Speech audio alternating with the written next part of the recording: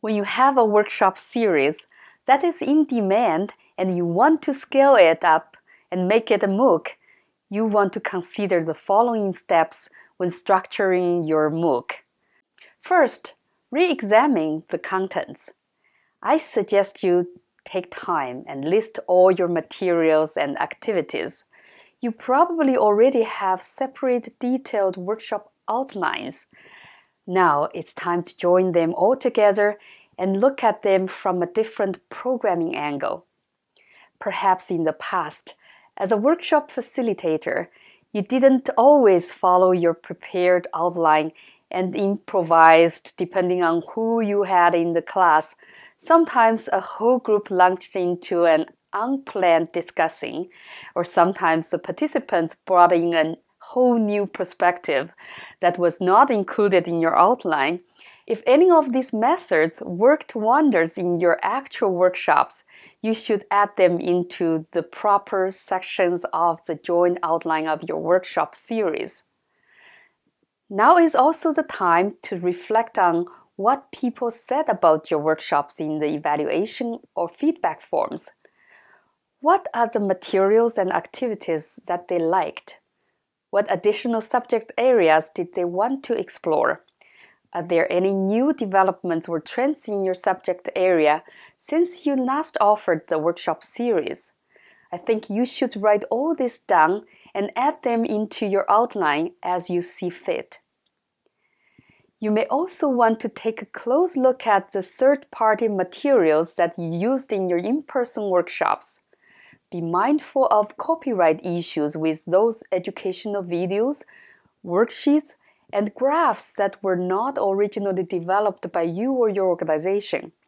If these materials are already in the public domain, for example, published online, such as a YouTube video, a wiki article, you can feel free to incorporate them into your course as long as you cite the sources. Otherwise, you will need permission from the copyright holders to include them in your MOOC, even if you had the permission to use them for your earlier workshops. Because the medium has changed, you will have to clear a different level of copyright requirement. If you can't get written permission, you should exclude these materials from your future MOOC. Also, as an instructor yourself, what were the parts that excited you most? What were the parts that you feel were a bit dull in the series? The parts that didn't work very well in the in-person workshop or the parts that did not excite you as a facilitator may either need a good revamping or to be excluded from your MOOC. After you sort out the contents, it's time to consider the length of the MOOC and divide the contents into modules. You will section the contents in outline, then group them into modules. Make sure your modules have a more or less even amount of contents. A good general practice is to mold a half-day workshop into one module with 3 or 4 short videos, shorter than 8 minutes each.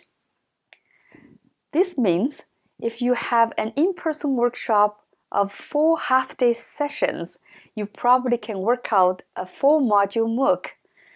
Do not try to stretch the outline for the sake of making it a bigger MOOC. It's not uncommon for a social MOOC to have just 2 to 3 modules. Stay focused on the main topics.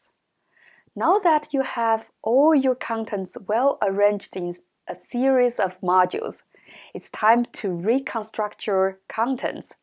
In an in-person workshop, you would not talk non-stop for 2 hours.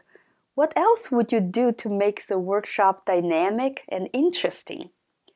You would add different activities to energize your learners. You should do the same for your MOOC. You may want to take advantage of many other MOOC-specific activities that I mentioned in the previous sessions. There are several ways to represent your lecture parts in a MOOC. You can refer to 4.4 for details. Group activities are often very important for in-person workshops, and incorporating stimulating group activities into your MOOC will definitely improve the participants' engagement levels and learning experiences. But not all the same activities are suitable for a MOOC, and some will need to be reconstructed to be able to function in a MOOC environment.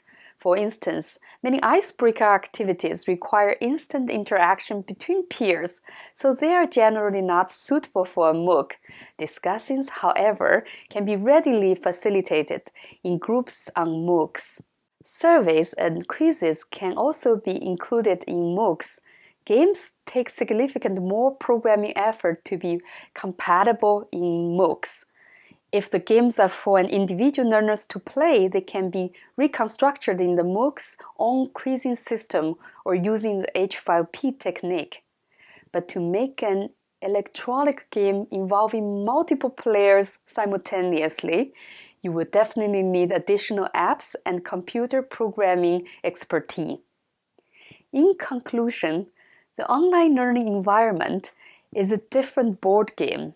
It's a lot harder to keep learners engaged in a virtual class than in an in-person workshop. Therefore, even though your workshop series was a proven success, you will need good instructional design work to transform it into a winning MOOC.